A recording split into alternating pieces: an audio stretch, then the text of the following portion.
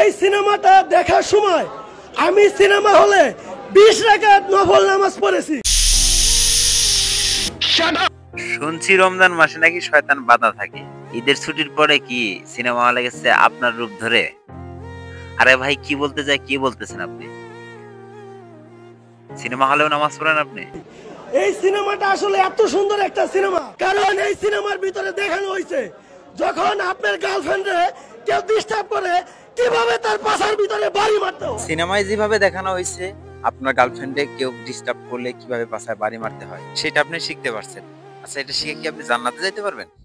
এখন যদি আমি মরেও যাই আমার জীবনের আফসোস থাকবে না। আপনি যে বিনা বিচারে জান্নাতে যাবেন এটা আমি বুঝতে পারছি, কারণ আমি হচ্ছি একজন কোরআনের হাফেজ।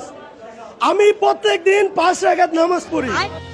আরে ভাই, মানুষ প্রতিদিন 5 ওয়াক্ত নামাজ পড়ে প্রতিদিন, আর আপনি প্রতিদিন 5 রাকাত নামাজ পড়েন, তাও আবার সিনেমা হলে যায়? এটাও কি সম্ভব? জানি না। বরবাদ নিঃসন্দেহে একটি ভালো সিনেমা।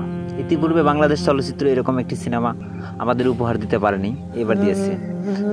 কিন্তু তার প্রশংসা করতে যে এমন কোনো প্রশংসা করা যাবে না যেটা হচ্ছে যেমন ধরে নেন, ইনি বলতেছে যে আমি এখন যদি মরেও যাই আমার কোনো আফসোস নাই। আচ্ছা, আমি তো এমন কিছু পাপ পুণ্য এখান থেকে পাইনি যে যেটা নিয়ে গেলে আমি মরে যাওয়ার পরে আমার কোনো হিসাব হবে না। অবশ্যই পুণ্য তো দূরের কথা, অবশ্য পাপ হয়েছে, কারণ আমি সিনেমা হলে যাই যদি 20 রাকাত নফল নামাজ পড়ি, তাহলে আমার মন মানসিকতা কোথায় গিয়ে দাঁড়াইছে আপনি একটু চিন্তা করে দেখছেন?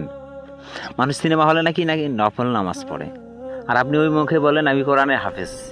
এই মুখে আর কোরআনের হাফেজ এই কথাটা উচ্চারণ করবেন না, কারণ হচ্ছে যে কোরআনের হাফেজ এই কথা শুনলে বিধর্মী যারা আছে তারা মনে করবে যে ইসলাম এরকমই। কোরআনের হাফেজরা সিনেমা হলে যায় 20 রাকাত নফল নামাজ পড়ে। হ্যালো বন্ধুরা, আজকের মতো বিদায় নিচ্ছি। দেখা হবে পরবর্তী কোনো ভিডিওতে। সবাই ভালো থাকবেন, সুস্থ থাকবেন। আল্লাহ হাফেজ।